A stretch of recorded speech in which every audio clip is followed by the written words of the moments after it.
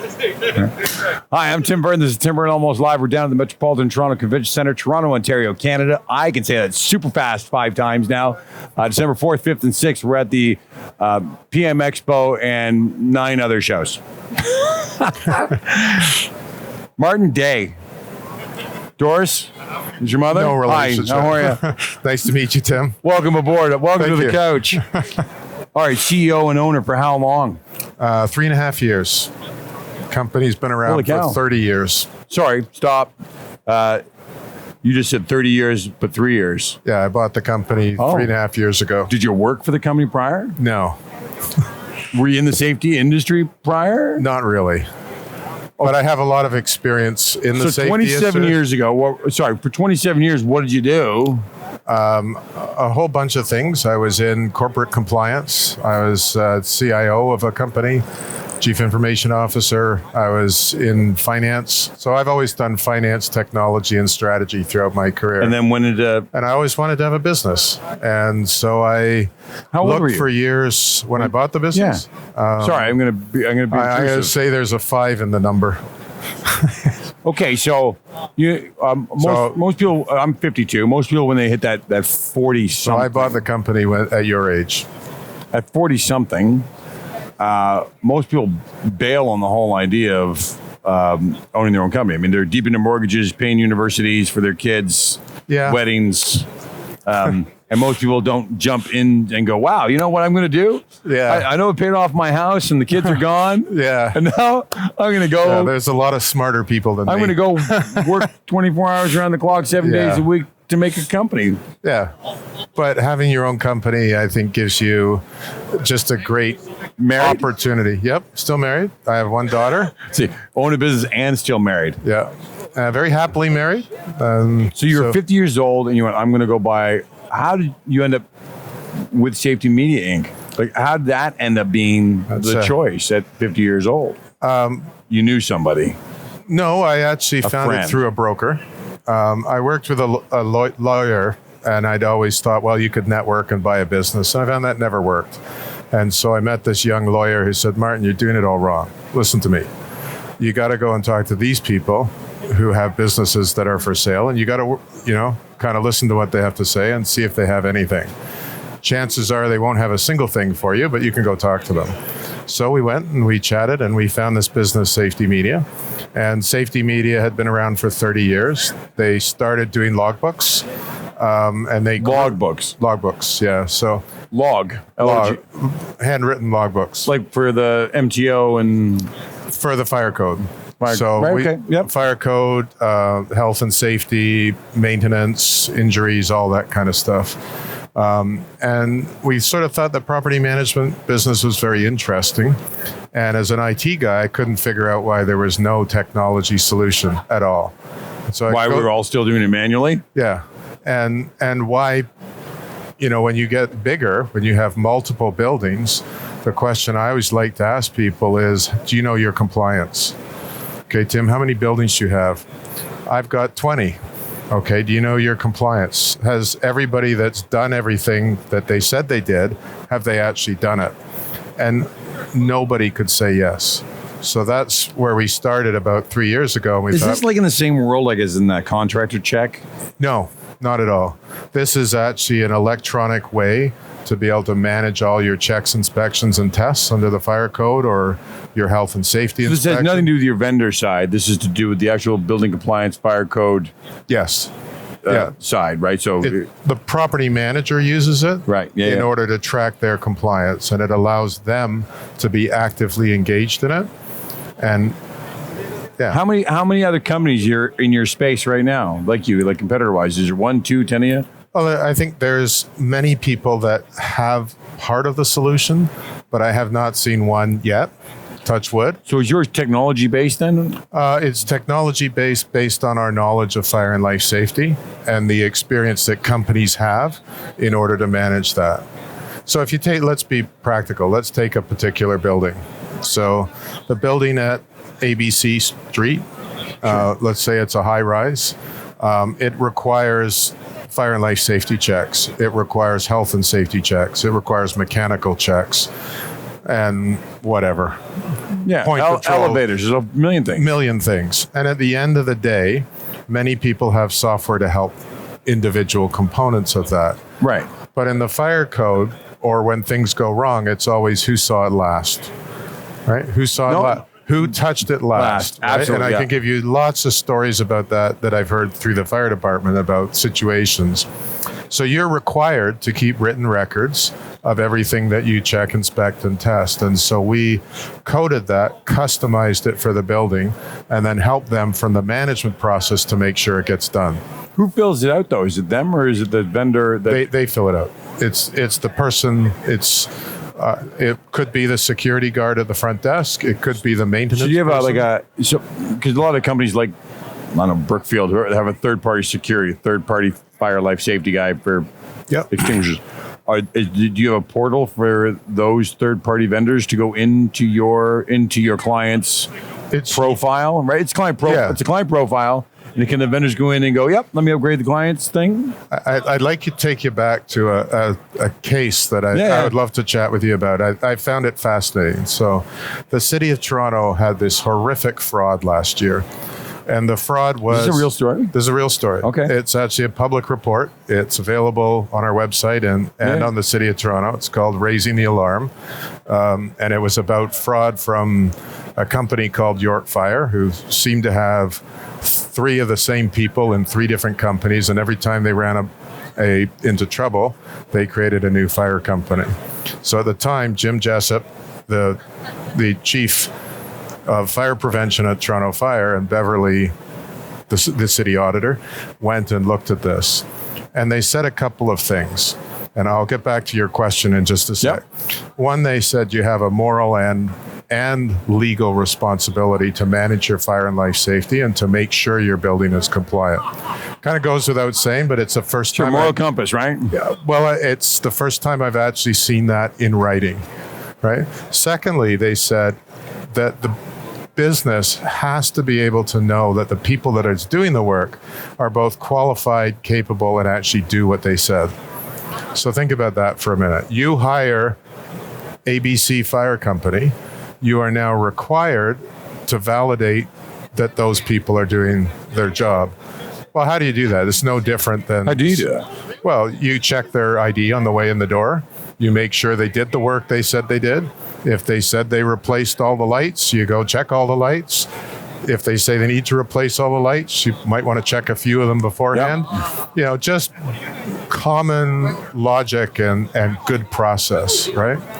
So they said all of that, and then they came back and said, and you also need a model to make sure you're compliant, which I also found very fascinating. What do you mean a model? Well, define that. So we talk about fire and life safety in 5 Ps. So you need a process. So you need to know what are you trying to achieve, and how are you going to achieve it. Secondly, you need a plan. So what's your who, what, when, and why, right? Thirdly, people that are trained and competent to be able to deliver that plan, and specifically their roles. Fourthly, you need the plant and equipment. And finally, you need proof. So the proof is what comes back to help, right? And this is in a model. So that's what they did. And we thought that was really interesting. And we'd been working on this thing, but not really launched it for 2 years prior to that. But okay, well, let's see what happens.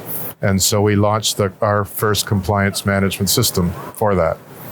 Is this all in your first year of buying the business? No, this is actually year 3. Okay. This is when I was really working 24 hours a day. When you bought it, you buy it, did the old ownership, they stuck around for a year or two? No, they retired. Completely. Just done. Yeah. Done. No transition. Well, 3 months. Okay, that's not much. No, but so a lot of our business is about the plant and equipment. So exit signage, fire extinguishers, first aid kits. Are you supplying that? Are you supplying that stuff or just managing and monitoring it? We supply it. We supply it. And we make a lot of signage, a lot of custom signs for parking signs, everything for that fire and life safety continuum. So of those 5 P's, our biggest two are plant and equipment and proof. That's funny because when I knew you were coming on the show, I thought you were orientated towards more of a consulting side and, No. and technology, but you're actually doing hard goods as well. Yes, that's the biggest part of our business. Really? Yes. For instance, we've been very active on accessible fire and life safety. So we've started to create a sign, 911 sign. Seen them everywhere. Yep. You know, in case of fire, do this. If there is a fire, do this. We put a QR code on it, and it translates into 10 languages. You can use your Neat. phone, and it'll speak it to you. And there's no application on your phone. It's just it'll scan do a it QR automatically. code, does it automatically. Apple and Samsung figured that out for us. We just put Sure, the used signage together. used it Yeah. for your intentions. That's great. So you have trucks in the road. You're actually delivering goods. You're No. installing the goods. We do limited installation. So our primary client is the property manager. And to put up a sign, most property managers have staff that can do that, or people that they use that are a lot cheaper than us putting a truck on the road and going down to do that. But do you have a truck to put on? No, we have people that we hire to do it, Yeah. but we don't do that kind of business. So we produce 4,000 products. Really? Different signs, yeah, primarily signage.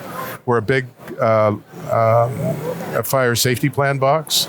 You'll see us in most large buildings you go into. So you go in the front door, you look to the right or the left or on Yep. the front. You have to have a fire safety plan under the code. Yep. And it'll often say safety media there. So you actually sell the plan too then? Yep. That's part of our consulting. Right. So there's a consulting. There is a consulting. Sorry, because that's yeah. why I started with this whole thing. I Yeah. thought that you were all oriented towards the consulting side, but you have the product side. So you can actually fulfill. So you're right. There were consulting report. You can fulfill the hard goods of that consulting report, Yes. right? I mean, Yes. When you write a fire safety plan, there isn't a lot of goods with it.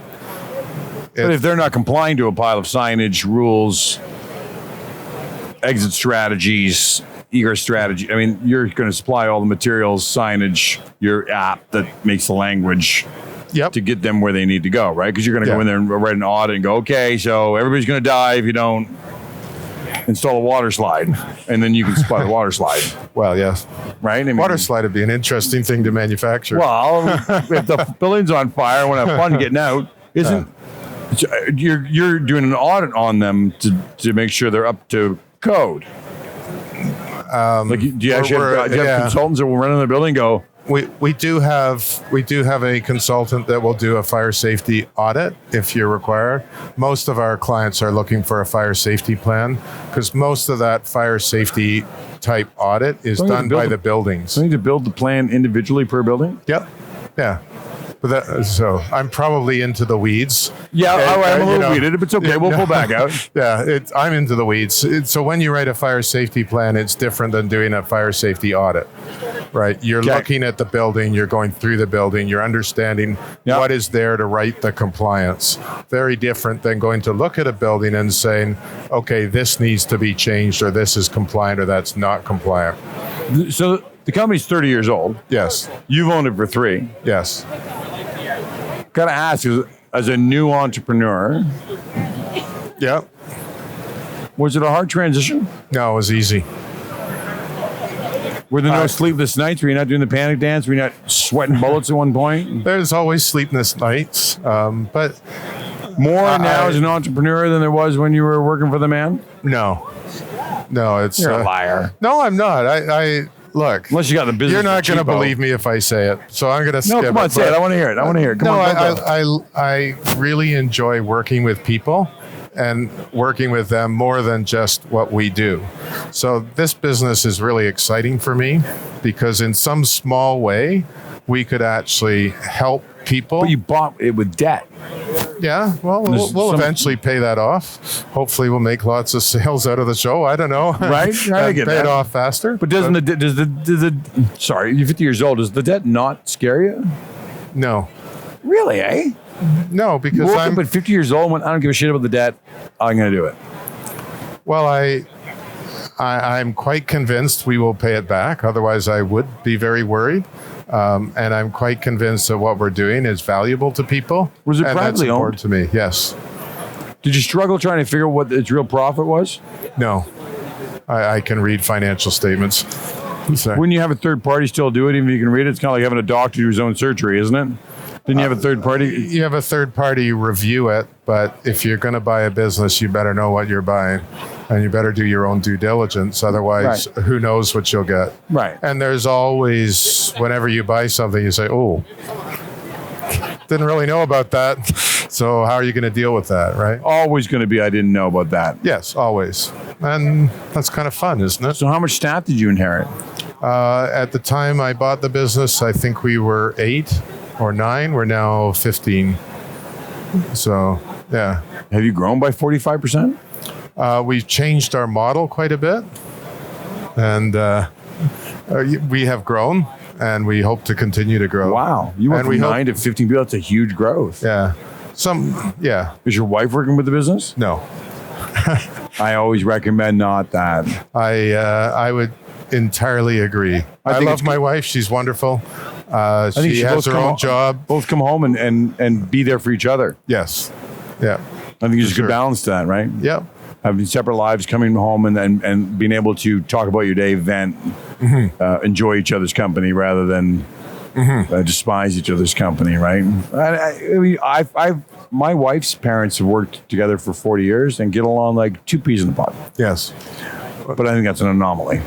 The previous owners was a husband and wife team. Oh, was it really? They got along very well. Yeah. And hats off to them. They did that for a very long time. And So what's your exit strategy? You're 53 now? right now I'm hoping to keep growing the business, and then we'll see what happens. So if the software goes well and we continue to grow from there, then we become more interesting to people. I'm quite happy running this business for a very long time. I find it really engaging. Well, good I for you. really enjoy some of the things we do. Like, we invent things, we try new things, we see what works, and when it doesn't work, we quietly throw it out and start again. And that's fun. It's funny, Martin. I tell people all the time on my show about sticking their head above the foxhole to be a hero. And if you don't stick your head above that foxhole, you never become a hero. And I think going outside your comfort zone every day is a massive thing. And I think when you step up and go into your own business when you're 50 years old, I think for you to grow, even for your wife, for your company, you as a person, you have to keep on sticking yourself outside your comfort zone. And I am super impressed that you have done what you did at 50 years of age. Well, thank Most you. guys, listen, I'm in your same genre, and I am that guy that would go invest in something and kind of throw all the sheets to the wind and don't care. But there's very few people like me that want to. Yes, well, you're an entrepreneur, and you're doing things that you really enjoy too, right? Yeah, absolutely. Which by the way, I saw the glass company and all the stuff I own. I much rather interview people like you and find out what makes you tick than I would run the businesses. Really? That is something intriguing about. I sit with guys now, run businesses, buy businesses, sell businesses, gone bankrupt, made millions and millions, and there's something fascinating and something really unique about every single one of them. Ironically, the entrepreneurial state, and usually it doesn't come. I'm just impressed that you worked for somebody for so long and then went, you know what? Well, I think I probably oversold that a little bit. It was a long time coming, Sure. but something I always wanted to do. But I've had a lot of friends of mine in their 30s and 40s go, I'm going to own my own business. It's time. I'm going to do it. And never, ever jump off that cliff. Yeah. Martin, I think it's a huge deal you jumped off that cliff. And you're doing so well at it. I mean, you got 5-6 new staff. Yeah. Yeah, we're having fun. And Operate in Southern Ontario? we operate all over North America. So we Really? we sell in the US, we sell Online? Yep. Total online presence? Yep. Yeah, we sell all of our products are online, obviously consulting and Do you software. sell on Amazon? Not at this point. Would We you ever need to. go? Yeah, we need to. Right? That's a good place to go. Well, it's, as soon as we can, let's put it that way. Because Amazon's a big deal now, right? Yeah, yes, absolutely. We have to be on Amazon. We're just trying to figure the right way to be on Amazon and the right. So you're not manufacturing your own signage. Yeah, we do. You're manufacturing it too. Yeah, we have a facility in Toronto, just off the runway, literally. and we make all of our signage there. So about 65% of our business, odd, is stuff we make or manufacture. Really? Yeah, the other 35 we resell. So we're a big reseller, for instance, of EcoGlow products. How do you? So are you? Sorry, you just said your customers are property managers. That's why you're down here. Construction companies as well. We help them as well. So around the rest of the continent, are you selling to middle? Do you have brokers, dealers? I don't know what to call it. Do you have a dealer network? Yeah, we're a little smaller than I would like to admit here in the U.S. Sure, well, but our primary product in the U.S. is something we call tamper dye. What's it called? Tamper dye. You'll get a kick out of this. Okay, so one of the problems you have if you're a university or a school is, and I'm sure no one's ever heard of this before, but students get drunk on the weekend and they pull the pull station and the fire department responds. Right. I've done it. Yeah. You cost the university quite a bit of money. I was in high school. That's okay. So how do you kind of change that continuum? Because you don't want the fire department. It's so much fun though. But it costs the university, $400 to $500 per truck. Sure. Yeah. And if there are kids involved, they're going to send 3 or 4 trucks. So the universities in the U.S. use it to put on top of their pull stations, so that when you pull it, your hands literally go blue. Your natural reaction is to go like this. In the pool, right? And the pool goes blue from the. That's right, and it's a harmless dye. So you know who did it. So you hopefully embarrass them, right? And then if you see someone walking around with their hands in their pockets for how long does it last for? It will come off, but it takes a good washing. Really? So yeah, your fingernails will be blue for a while. We'll bring some. I'll get some brought down if you'd like to see it. You could try it. Yeah, I'd be doing that somewhere. And we sell it in a little tube. It's actually like gel. Yeah, and it comes like a jelly. Actually, you know what? Vaseline almost. Yeah, exactly. And it comes in a syringe, literally. Oh, does it really? And you put it along. Oh shit! I'm getting some of this stuff. Is it expensive? No, I don't think so. $70 for a tube. Yeah. Okay. Not that bad. Super. How long does it last? It'll last at least 2 or 3 years. Really? Yeah. Before it doesn't work anymore? Yeah. I think it would last a lot longer, but we say 2 or 3 years. But that's one solution. So just to go back to some of our products. I'm going to leave $20 in the office on the thing, and it's going to rub someone and see who touched it, right? Who goes to get it? Yeah.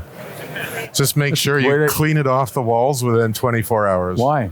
Well, because it ultimately will stain. Will it really? Yeah. Ultimately, it will stain. But the idea is really to try and embarrass, identify, and stop people. I didn't ask you any of this stuff. That's fine. We had fun. But I'm really fascinated by your business and your courage. Okay. Oh, thank you. I am. I think it's a big deal to go into business for yourself and put yourself out on the line.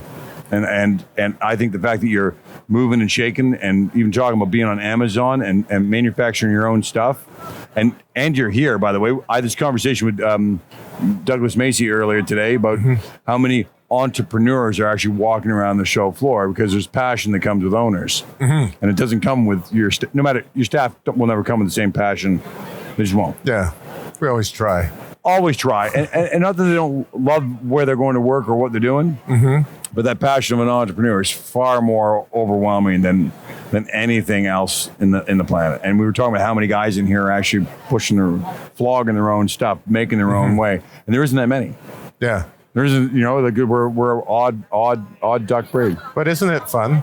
Totally. Tell me your website name and a phone number people can get a hold of you at. www.safetymedia.com. You're going to have to do that slower for everybody who's out there because they didn't write that down. www.safetymedia.com. We're actually on Facebook. We're on YouTube. We're on Instagram. LinkedIn, thank you. And the phone number is 416-675-6675. Is there a 1-800 number? Yes, but I can't remember it right now. Come on, I'll pull out a card. Where is it? I'm going to have to send that to you so you can we'll post it down the bottom. He's forgotten the 1-800 number. I don't know my 1-800 number either. Yeah, I should. You should. You're doing all the U.S. stuff and got stuff everywhere, right? Yeah. All right, let's do the full circle. Better, faster, cheaper. So we look at compliance and the costs that people are having right now. They're going crazy. So as you know, there's been a number of situations in Toronto, for instance, where buildings have actually been shut down due to fires. People have unfortunately lost lives of late. Well, that's bringing a lot more oversight, a lot more complexity, a lot more risk to the property manager, and we're taking away any time they have. So the property manager, for example, today, any high-rise building, all of their inspections are available on the City of Toronto. So you can look on the website. All their inspections are? The results, not the specifics. So we could look at First Canadian place. You can look up the address of First Canadian. can 100 King Street and see the results of their inspection. Yeah. So if they've Really? yeah. I didn't know that. All public. As a property manager, there's huge pressure on them to get this stuff done. And at the same time, it is more complex than it was. I guess a tenant would go look to see if they're compliant or not, right? Yeah. So now new lease. Yeah. So you're renting 5 floors of First Canadian Place. You want to do your own reference check. Would take you to the City of Toronto. You could. To see if they're compliant or not, right? You could, yeah. Or see how long it took them to become compliant based on various inspections by the fire department. That's only in Toronto, but it gives you an example of what's going on. So we argue with a compliance management tool that you should be able to do your inspections faster. They should be customized to your building. Yes, so it's personalized to the building, right? Absolutely. It should give you all the information you need. Like I should be able to go into a building with very little training and be able to do the checks, inspections, and tests. And it should also give me all the information I need to do that. So why do I have to check a tag? Well, Ontario Fire Code, whatever it is, says you must do this. That provides the supervisors and the people the knowledge, experience, and requirements to do it. So it's yours. You got the technology like in an app they can run around with a. It's not an app. It's so it works. It's called a progressive web app if you want to be really technical about it. So it works on your phone. Downloads for the time you need it. It's not an app, like you don't have to download it and make sure it works. Sure, it's HTML5 web driven. Right, exactly. Yeah. So that's what it is. So we think there's ways to do this better, faster, and cheaper. And if you can do that, we think it's a great opportunity for the property manager to make sure that all those costs don't come. That's great, eh? Yeah, it's fun. Super fun. Yeah. I like the fact they're publishing all that stuff. That's great for the tenants. Yeah. It really is great for the tenants, right? It makes everybody, transparency. Yeah. Makes everybody accountable. Yeah. Right? I think so. Right, totally. Safety Media Inc. 30 years, and you've owned it for the last 3. You're killing it. I'm really impressed by that. Martin Day, it's been a pleasure. Thank you for coming on Tim Byrne Almost Live, and thank you for being part of PMExpo. Thank you. It was great. Thank you. All right.